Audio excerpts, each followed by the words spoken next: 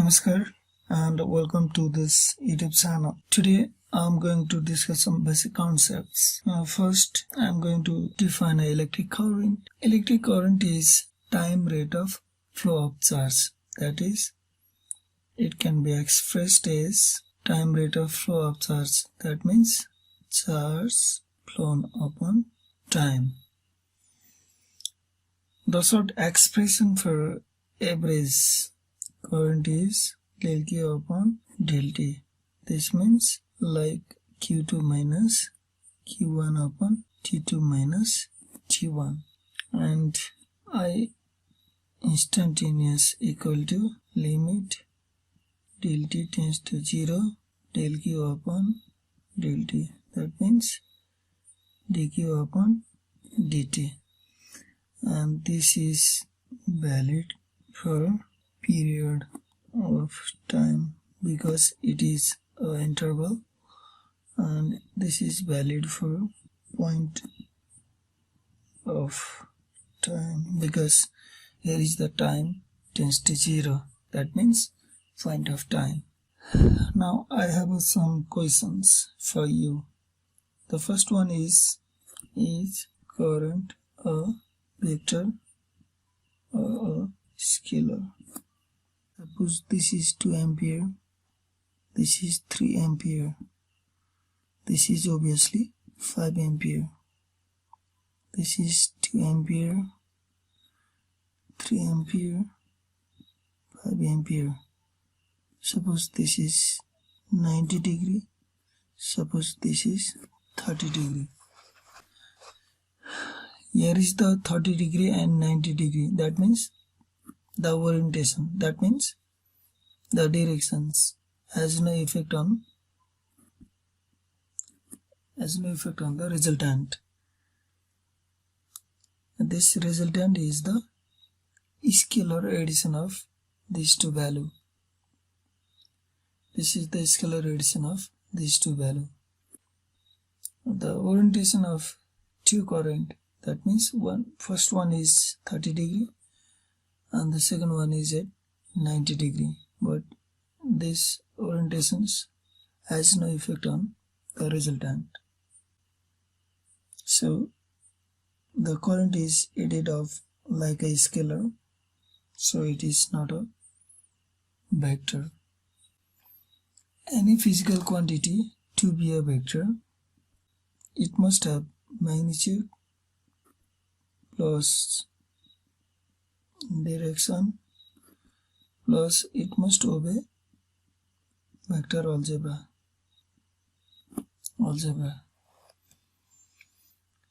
Yes, the current has magnitude. The current has direction. Current has a direction. This direction is the inherent direction. It is not the direction based on the coordinate system. So the current has a magnitude plus inherent direction, not the direction based on the coordinate system. So it cannot obey vector algebra. Thus, the current has magnitude plus inherent direction, but it cannot obey vector algebra. So current must be a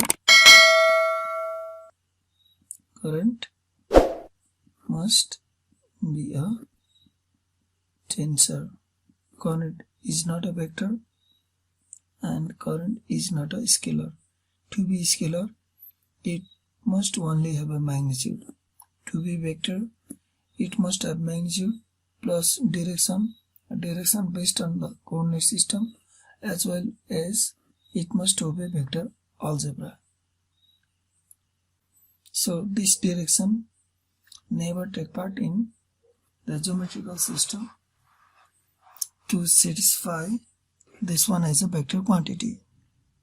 The inherent direction means, like suppose this one is a battery, this is positive, negative. Current has a direction like this. That means it flows from positive terminal to negative terminal. This is not the direction based on the coordinate system. Current has a conventional directions. That's why current is a tensor.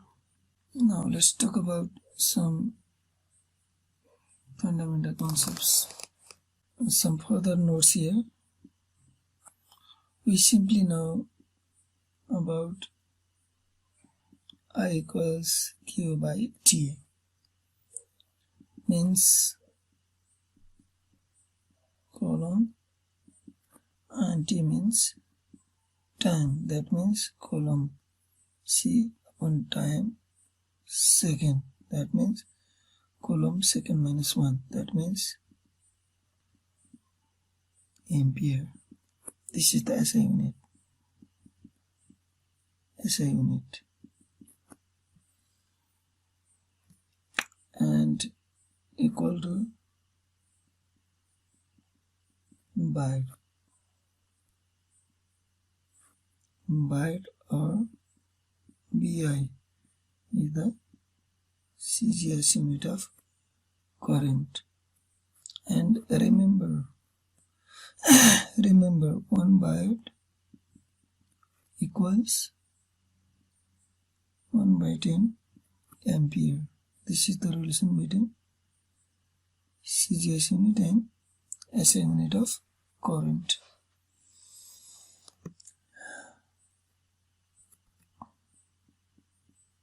The second things that we should know is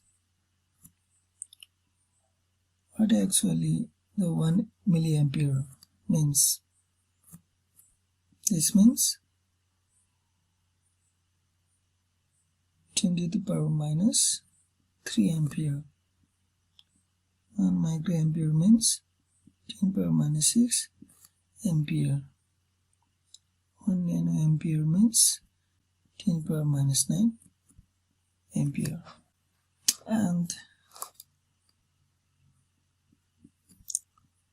dimension of current is square bracket, capital I in the square bracket or capital A in the square bracket. These are the very basic numericals and very simple as well. Let's try to solve. In these numericals, we have given charge as a function of time, and we have asked to find out instantaneous current at the instant of 3 seconds and average value of current for the interval 0 to 2 seconds. Here we have given Q equals T square plus 40 plus 5. Q is a function of time, and we know that I instantaneous equals dq by dt first, and d by dt t square plus 40 plus 5 equals 2t plus 4. This is the value of instantaneous. Now we have asked to find the instantaneous value at time t equals 3 seconds. I instantaneous 8 t equals 3 seconds equals 2 into 3 plus 4, that means 10 ampere. And for B, IAB equals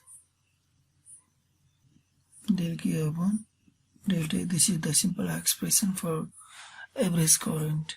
That means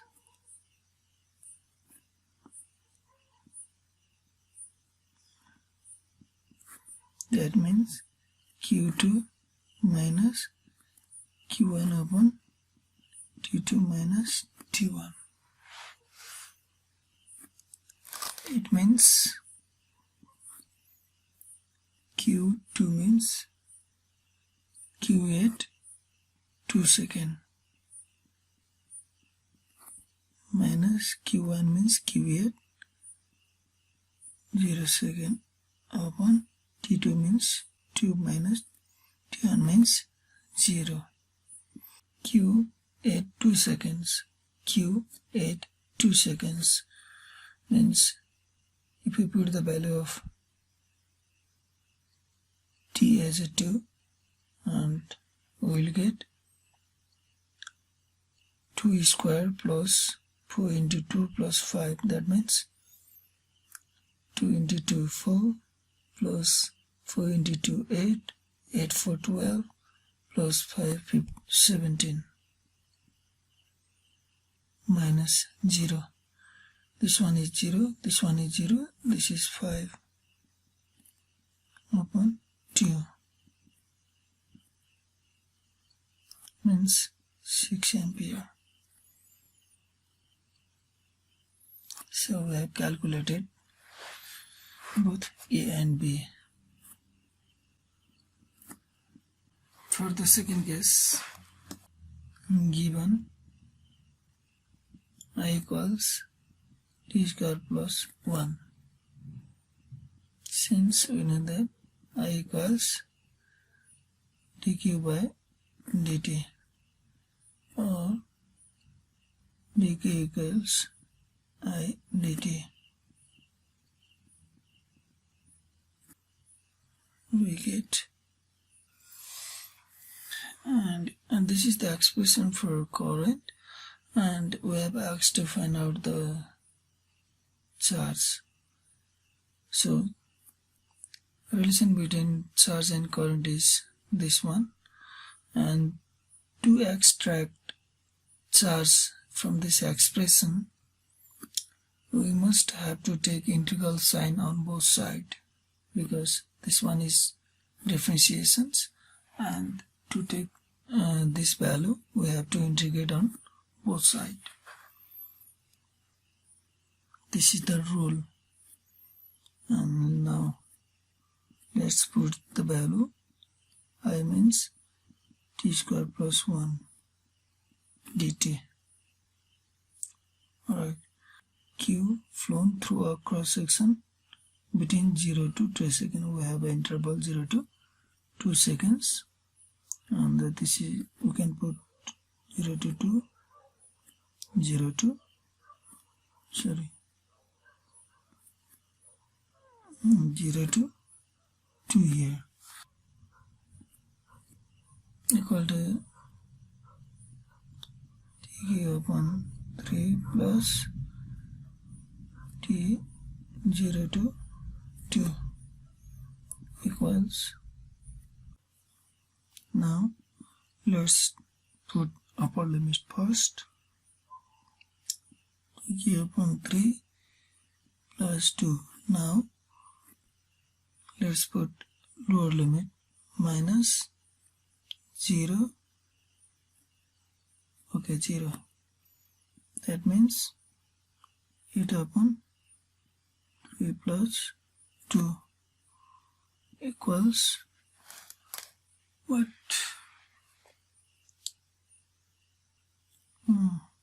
8 plus 6 upon 3 14 by 3. So I am getting all here 14 by 3, like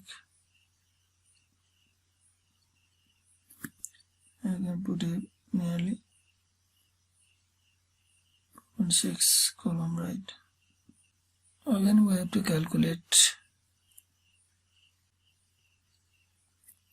Also we have to find the number of electrons flown at that time. So we have a relations again. Q equals Ne. So this one is the number of electron, and we have an expression for charge 1.66 upon 1.6 into. So now let's understand these 2 points. Current carrying conductor is electrically neutral. How is that possible?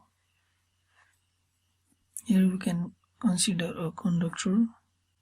Suppose current is flowing through the conductor.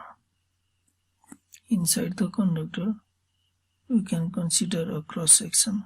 In this cross-sections, at the same time, the number of charge entering the cross-section equal to the number of charge leaving the cross-section. So we can see here there is no accumulation of charge. If we apply the same concept at any point inside the conductor, we see the same result, that is, no accumulation of charge, because the number of charge entering the cross-section equal to the number of charge leaving the cross-section at the same time. So we see there is no accumulation of charge. So the final result is the current carrying conductor is electrically neutral. Next one, current does not change in the cross-section. Current does not change in the cross-sections. How is that possible? To understand this, we can consider a water pipe. Inside the pipe, the water is flowing. We observe that at the roadside, the velocity of the water is slow. In the narrow side, the velocity is fast. Now let's consider a cross-section on the roadside, and again another cross-section on the narrow side, and these two cross-sections here, we find that water volume per second always constant. The same condition is applied inside the conductor. Suppose I1, I2, I3. Because current is a rate of flow of charge. That means number of charge per unit time. Same like that, water volume per second. I1 equals I2 equals I3 equals, throughout the cross section, charge flown per unit time equal to constant. You can pause this video and make a note. Remember, and suppose this one is positive, this one is negative, and the conventional direction of current is always from positive to negative, but the direction of flow of electron is from negative to positive. The direction of current is from this way, and the direction of flow of electron is from this way. The direction of current and the flow of electron is exactly opposite. So you can write Direction of conversion of current is from positive charge to negative charge. From positive charge, this one, to negative charge. And the electronic current is from negative charge to positive charge. Negative charge to positive charge.